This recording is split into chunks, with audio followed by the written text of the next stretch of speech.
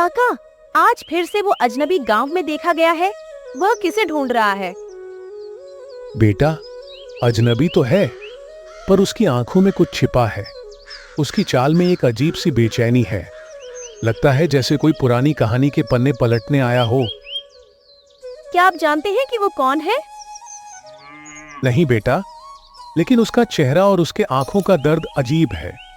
कुछ तो है जो वो हमसे छिपा रहा है। काका, मैंने उसे पहली बार नहीं देखा। पिछले कुछ दिनों से वो इधर उधर घूमता दिख रहा है। लगता है जैसे वो किसी की तलाश में है।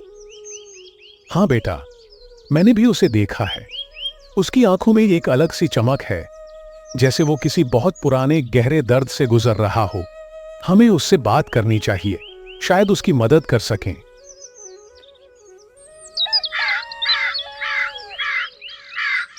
अगले दिन जब गांव के बुजुर्ग और युवा चौपाल पर बैठे थे, चारों तरफ हंसी मजाक चल रहा था।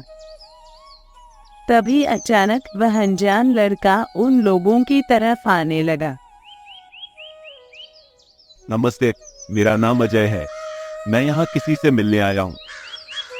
शायद वो मुझे पहचान नहीं पाएंगे, लेकिन मेरे लिए ये बहुत महत्वपूर्ण है। भाई, यहाँ हर कोई एक दूसरे को जानता है। तुम कौन हो और किसे ढूंढ रहे हो? मैं अपनी माँ को ढूंढ रहा हूँ। बचपन में मुझे किसी ने यहाँ से ले जाकर शहर में बेच दिया था। अब मैं उनकी खोज में वापस आया हूँ। क्या तुम इस गांव के ही हो? हाँ, मैं यहीं का हूँ। मेरे पास एक निशानी है जो मेरी माँ ने मुझे दी थी। ये एक लाल रंग का रुमाल है जिस पर सरस्वती लिखा हुआ है। सरस्वती? ये तो माधव की माँ का नाम है। मुझे पता है और मुझे यकीन है कि वही मेरी माँ है। ये कैसे हो सकता है? सरस्वती काकी का बेटा तो माधव है। मैं समझता हूँ कि यह सुनना मुश्किल है, लेकिन मेरी कहानी सच है। मैं अपने बचपन के कुछ धुंधले यादें और ये रुमाल ही लेकर यहाँ आया हूँ। अनजान लड़के से बात सुनकर माधव अपनी माँ को बताने के लिए घर की ओर चले गए। माँ, आज चौपाल पर एक अजनबी आया था। कहता है कि उसे उसकी माँ से अलग कर दिया गया था। क्या नाम बताया उसने? अजय। उसने कहा कि उसके पास एक लाल रुमाल है जिस पर सरस्वती लिखा है। सरस्वती के हाथ से पानी का गिलास गिर जाता है। वह अचानक बहुत घबरा जाती है। अजय, ये नाम कितने सालों बाद सुना है। माँ, क्या तुम जानती हो कि ये कौन है? अजय मेरा बेटा है। उसे बचपन में किसी ने हमसे अलग कर दिया था। क्या वह मेरे बड़े भाई हैं? ऐसे कैसे हो सकता है? माँ, पूरी कहानी बताओ ना। मैं तुम्हें बताऊंगी, लेकिन पहले हमें चौपाल पर चलना होगा। अजय को मेरी जरूरत है। और इस तरह माधव और सरस्वती दोनों चौपाल की ओर चल पड़े। माधव, मुझे अपने बेटे का चेहरा याद नहीं, लेकिन ये नाम, ये रुमाल, ये मेरा है। माँ, हमें जल्दी चलना होगा। भैया हमारी प्रतीक्षा कर रहा है। हाँ बेटा, चलो जल्दी करो। अजय गांव वालों को अपनी कहानी सुना रहा है। तो तुम वही हो जिसे सालों पहले हमसे दूर ले जाया गया था। क्या तुम सच में सरस्वती का बेटा हो? हाँ, मैं वही हूँ और मैं अपनी माँ को ढूंढने यहाँ वापस आया हूँ। ये तो अद्भुत है। हमने सोचा भी नहीं था कि ऐसा दिन देखना मिलेगा। हाँ, सरस्वती काकी को यह सुनकर कितना सुख मिलेगा।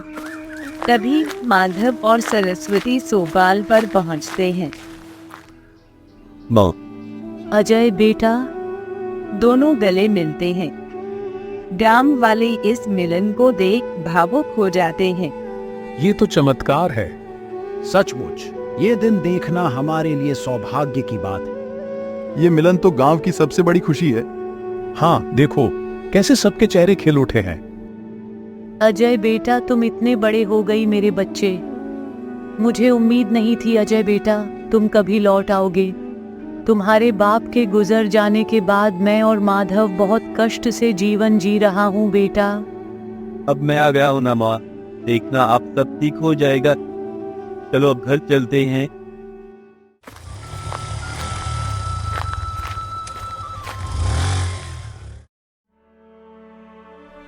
माँ मुझे सच बताओ, तुमने मुझे ठाकुर साहब को क्यों सौंपा था?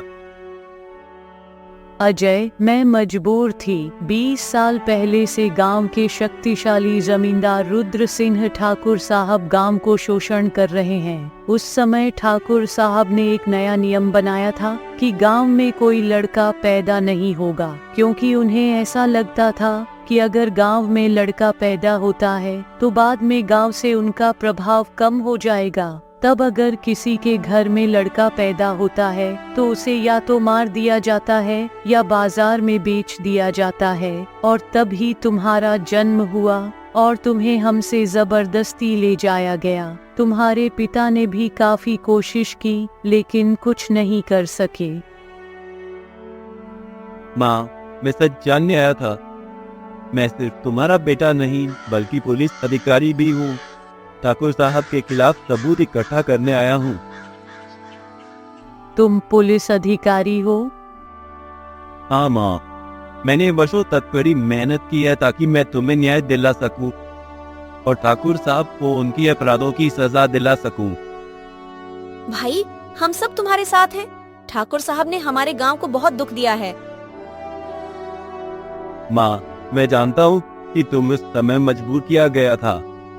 अब समय आ गया है कि हम उन्हें उनके कर्मों की सजा दिलाएं। अजय, तुम्हारे आने से मुझे नई उम्मीद मिली है। ठाकुर साहब को उसके अपराधों की सजा दिलाकर ही मुझे शांति मिलेगी।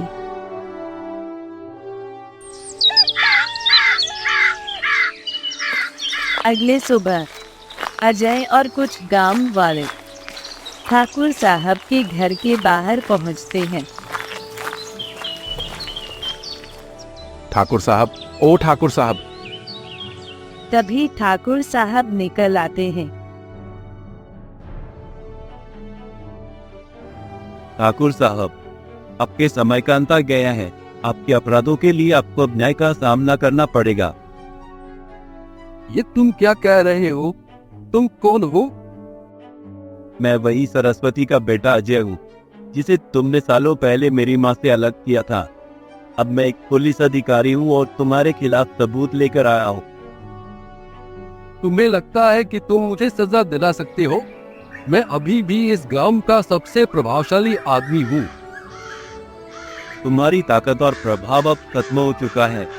तुम्हारे खिलाफ सभी सबूत मेरे पास हैं और पुलिस तुम्हें गिरफ्तार करने आ चुकी है। और उसके बाद अजय ने ठाकुर साहब को गिरफ्तार करके ले गया। और इस तरह अजय की आगमन से गांव में खुशहाली बढ़ गई।